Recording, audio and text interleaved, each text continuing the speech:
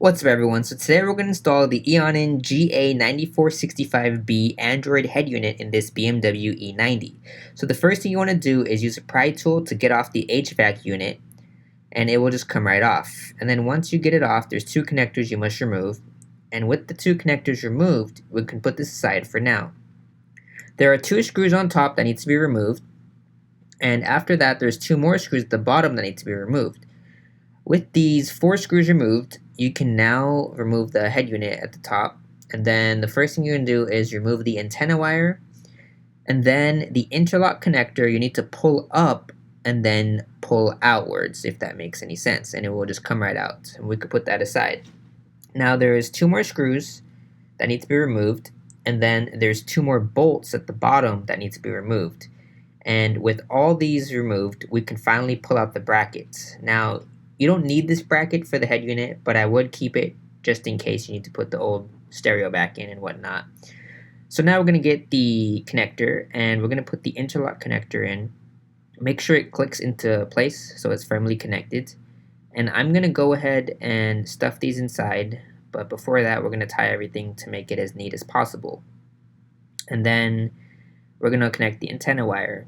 This is also the time you want to use to put the GPS and the Wi-Fi antenna in the back as well. I just stuffed it into the back and I get signal perfectly fine for both devices, so you can do that.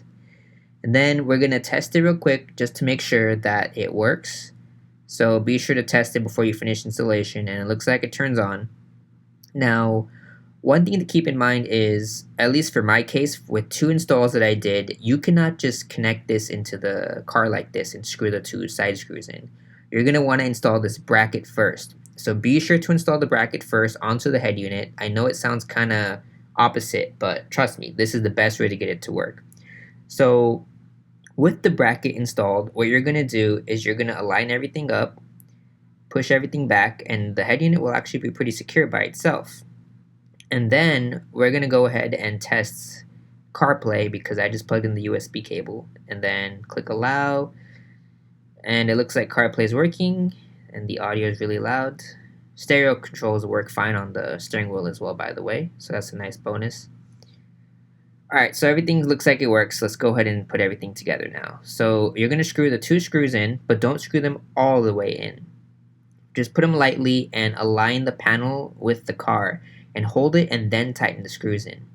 One thing to keep in mind is you're going to have to modify the HVAC control unit. So get a Dremel, and you're going to shave off the plastic basically until you only see the little U connector, or not U connector, but the little thing on the sides. You'll see this thing right here. So once that's all shaved off, what you're going to do is you're going to basically, do both sides. You're going to basically connect the two wires in, and then we're just going to stuff it inside. It should click right into place. And then don't forget the bezel. So we're going to plug in the bezel. And that's it. We're pretty much done. So we're going to test it and turn it on. Let's make sure the HVAC controls work. And they do. So with this all working, it's a touchscreen. This is the home screen. I'll make a video on the functions and everything in a separate video, so be sure to subscribe. But with that said, the head unit looks good and everything's working as intended. So I'll see y'all in the next one.